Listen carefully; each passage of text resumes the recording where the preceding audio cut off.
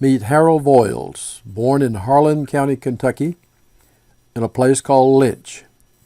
He worked there in the coal mines for 10 years, later other kind of work, now retired to Florida, and the author of Shadow of a Man, a play celebrating the culture of Appalachia. Lynch was an unusual experience. It was a coal camp founded by U.S. Steel Corporation, and it was peopled by a lot of different ethnic groups. U.S. Steel would send a railroad car coal to Alabama and pick up these young African-American kids that was working in cotton fields or they had no job, and the advertisements they'd read about made Eastern Kentucky sound like heaven.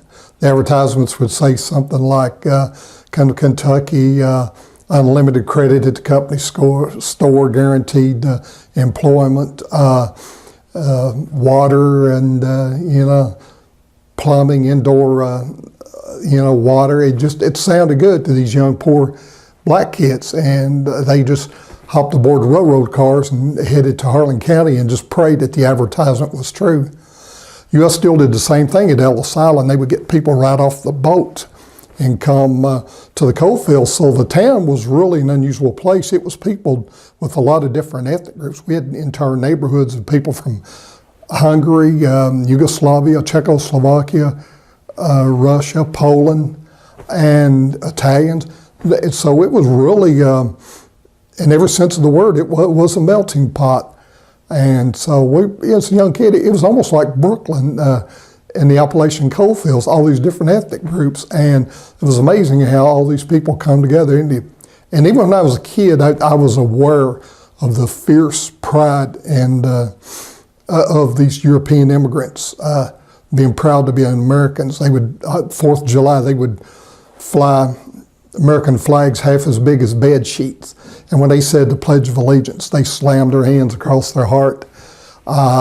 Fleeing Europe after the destruction of Europe after World War I, that mining camp probably looked pretty nice. And mining camp, I think, had a population of, the figures vary, some say 10, I think it's close to 11,000 after World War II ended. Sadly, that town now is a population of about less than 1,000. It's gone from 11,000 down to 1,000. The coal company, when they decided to sell the camp houses to the miners, tore down, I guess, 75% of the town. And so my parents ended up moving into a rental coal camp house, never owned their own home their whole life.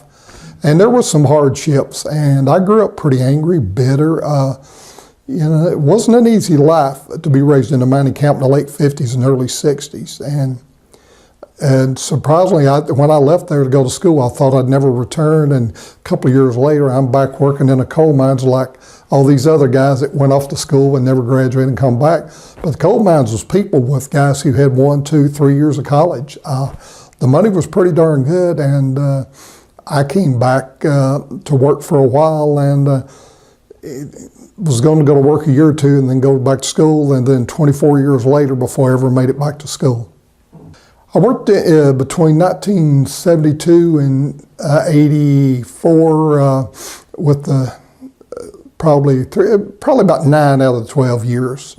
There was always a layoff or shut down or a strike, unfortunately, so I really didn't have that much time in, but it took me about 12 years to get almost 9 years. When I left Kentucky in '84, I swore I would never look back. And a surprising thing happened after I became a Christian. Seemed like I started looking at my life differently. And after boycotting the family reunion for years, one year I decided to go back to Hazard, Kentucky to a family reunion. And I was enchanted for the first time at the stories I had always thought was irrelevant or unimportant. For the first time in my life, I began to listen to my aunts and uncles and the stories they told. And I was enchanted by the things they had to say, and I realized I was cheating my children and grandchildren if I didn't try to preserve some of these stories. And so I've always had these mixed feelings about Appalachia. On the one hand, it was not an easy lifestyle, and on the other hand, it was a close-knit community. If somebody died, the whole community would mourn. you know, it's, friendships were deep, family ties were very strong, people's faith was unshakable, and I look back on that now, and I begin to realize I really lacked nothing other than material things. I thought I was being deprived of a lot, and as the time went by, I realized, my heritage, my culture is an important part of this country's history, and it needs to be preserved. I remember the story they told about my grandfather being hired as a security guard along the railroad tracks when the miners were on strike. And his job was to guard the rails. And since the miners were on strike, the miners' kids would come out late at night toting burlap sacks and pick up loose coal that fell off the coal car trains. As the coal cars shook and vibrated as they started to pull out, they would heap them as full as they could get, because as it traveled 100 miles to Corbin, Kentucky, where the coal washing and coal processing plant was, the coal would of course settle down. And so you would have some spillage, but they could get much more in it.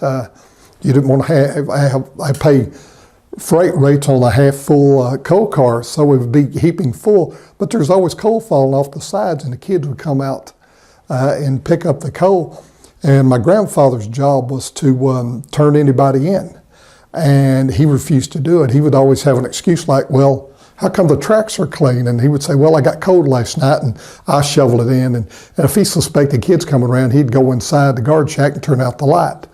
Well, he got by with that for a while, and they eventually run him off because he wouldn't turn anybody in. And when they told that story, my grandfather was a rascal, even on his good days, but I can't comprehend the courage it took for him to stand firm in his convictions. But one of the funniest stories I remember happened on my section. Our repairman was a wonderful man, and he had these thick glasses, like whiskey glasses. He needed them to see.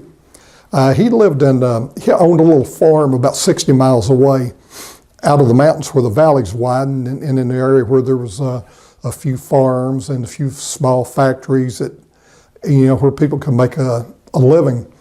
But he would stay in an apartment house during the week, and every Friday after work, he would go home to his family and his little small farm.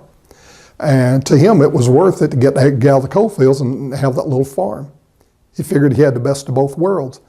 And he left his prescription glasses at work one Friday, and on the way home, a heavy fog and rain settled down between the mountain ridges. And boy, once that fog is trapped in the mountain, between the mountain ridges, it tends to hover there and stay for a while.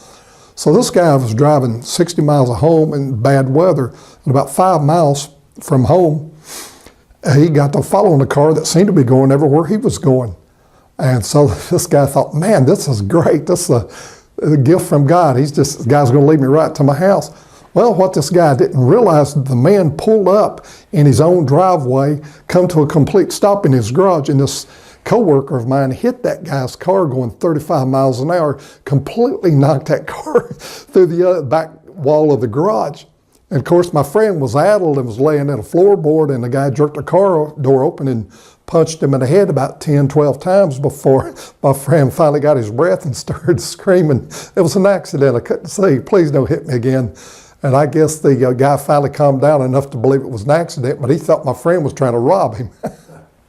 So those are funny stories like that come to mind. It's not like all serious. And coal miners they're notorious for teasing and pulling pranks. And there's always a funny story. And it's funny, I recall, when I was working in the mines, I thought, I was an old man at age 22. Age 23, I had 2 children working in a midnight shift in an underground coal mine, and thought I was an old man, thought my life was over. And that seems funny, but now that time has passed, all those wonderful memories that I just put out of my mind, it seemed to come back to me. And I think a part of it was the fact that I became a Christian, and it changed the way I looked at my life. It gave me a more positive outlook. I struggled for years trying to find my own voice and write. I always enjoyed writing, and I always had friends that encouraged me to write. And I'd worked for a few small newspapers and got to write an occasional feature story. I wasn't a particularly skilled newspaper man, but I was really good. When I got to write a feature story, man, I just fell in love with it. And so that always, as I got older, I decided I wanted to write about Appalachia. And I first published a book of prose called Appalachian Sketches in 2000. And I did that mostly as a tribute to my mother. And then a few years later, I wrote a novel that I've rewritten 1,000,000 times, and I'm not pleased with it. And I decided the novel just wasn't right. And I kept struggling trying to find my own voice. And then I read a play that was nominated for a Tony Award, finished runner-up for the Tony Award one year. It's called Kentucky Cycle. After I read that, it got me to thinking, maybe my voice could best be expressed in a play. So I read every play I could find. I read 24 plays at least. Read Eugene O'Neill, Shakespeare, Tennessee Williams, everything I could get my hands on. And then I read a book written by a Kentuckian named Silas House, who wrote a book. And in the book, he talked about, portraying Appalachian people, the way they really are, and not as caricatures. And it finally dawned on me I could write without taking the G's off my words, and I didn't have to write saying something like up yonder by the creek. And the more I thought about it, I began to realize that Appalachia has almost like its own language. There's very colorful and unique expressions that are peculiar to Appalachia, and that's what I needed to incorporate in my book. And so since I've become a Christian, I also started thinking about some of the Christians I knew or worked in the mines with who would encourage me. And so I kind of modeled some of my characters in the play on them. And I wanted to portray the Christian faith in Appalachia as something real and something a part of everyday life. So I chose to write a play. I call it Shadow of a Man, but the main character in it is an Appalachian mountain preacher who is a man of dignity and courage, not a perfect man, but an honorable man. And I've never enjoyed writing anything so much in my life. I think if I'm ever going to write anything that says Appalachia, I feel like that is the play. The characters are real, they're not caricatures. I've always resented somebody from California or New York coming to Harlan County, spending 3 days there and go away writing an award-winning book when they really didn't have a good feel for the people or write about the people. And even today, there's a couple of TV programs on that deals with Appalachia, the so-called reality shows. And I think my play is almost a way of fighting back against that.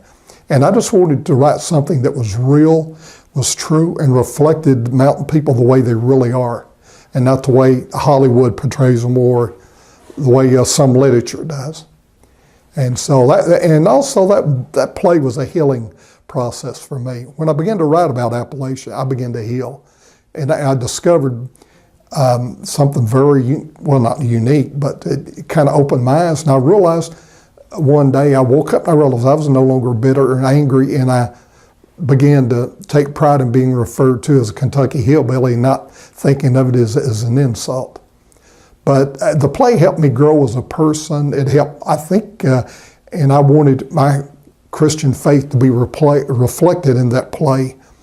And I'm happy with it.